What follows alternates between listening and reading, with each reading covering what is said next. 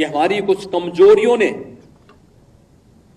आक्रांताओं को देश के अंदर आक्रमण करने के लिए एक स्पेस दिया, और जो गलतियां इतिहास के उन काले अध्यायों में हम सबके सामने कैद है, क्या वही गलतियां चुनाव के समय राजनीतिक नेतृत्व देश के अंदर इस प्रकार की गलतियां राजनीतिक दलों के द्वारा नहीं की जाती है? ये जाति के नाम पर विभाजन की त्रासदी तक पहुंचाने की एक कथा वही है जो पहले जातीयता के नाम पर होता था, जातिवाद के नाम पर होता था। आज वही कार्य, वही कृत्य, वही कारनामे राजनीतिक दलों के स्तर पर जातीयता का नग्न तांडव करके फिर उसी विभाजन की ओर ले जाने की कुछ सी चेष्टा की जा रही है। परिणाम क्या है? परिणाम आप सबके सामने फिर वही है। परिणाम फिर आपके सामने वही है। तिथि बदली है, लेकिन चेहरे बदले होंगे, लेकिन घटनाओं का स्वरूप उसी प्रकार का है जो 1947 में हुआ था। वही तो पाकिस्तान में आज भी हो रहा है। वही तो पूर्वी पाकिस्तान कहा जाने वाला आज का बांग्लादेश में वही तो हो रहा है। उस समय 10 लाख हिंदू एक साथ काटे गए थे। हिंदू, सिख, सभी थे, एक साथ काटे गए थे।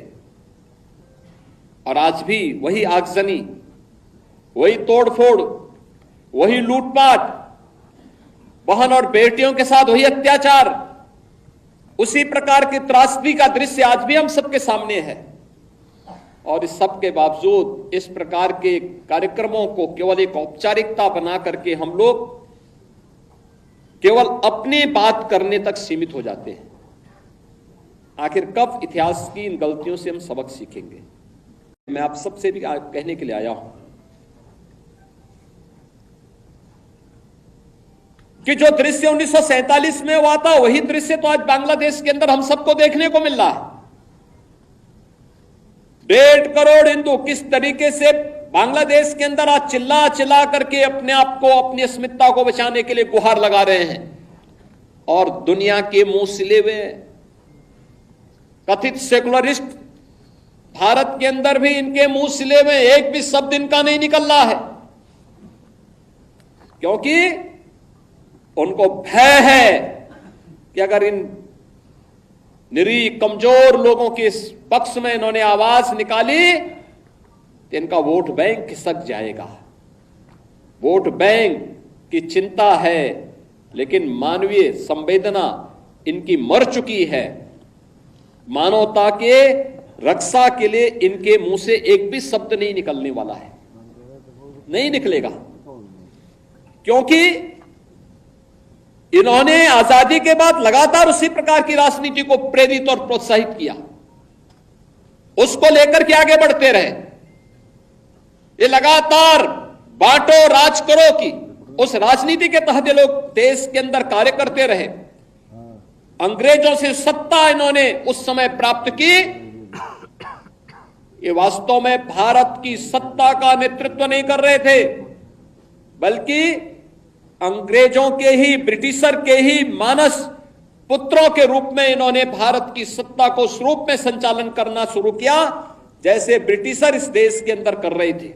और आज उसी का दुष्परिणाम यह देश लगातार चुकाया है, अखंड हिंदुस्तान चुकाया है। लेकिन हमारा संकल्प है, महर्षि अरविंद ने जो 1947 के पहले घोषणा की थी,